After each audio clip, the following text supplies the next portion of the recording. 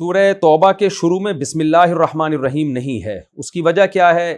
بہت ساری حکمتیں ہو سکتی ہیں. بیسک وجہ یہ ہے کہ جب سورہ توبہ نازل ہوئی تو کاتب وحی نے نبی صلی اللہ علیہ وسلم نے حکم دیا کہ سورہ انفال کے بعد سورہ توبہ کو رکھا جائے.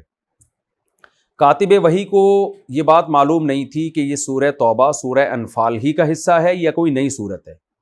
نبی صلی اللہ علیہ وسلم کا حکم تھا جب بھی کوئی نئی صورت ہو تو شروع میں بسم اللہ الرحمن الرحیم لکھا جائے. یہ دو صورتوں میں فصل کے لیے، جدائی کے لیے.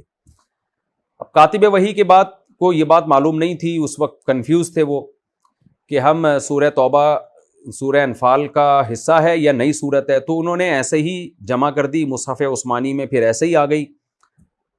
تو بعد میں یہ ثابت ہو گیا کہ سورہ توبہ مستقل صورت ہے. لیکن جب نبی کے دور میں ایک دفعہ یہ کام ہو گیا کہ بسم اللہ نہیں لکھی گئی تو پھر بعد میں کسی کی جرت نہیں ہوئی کہ اس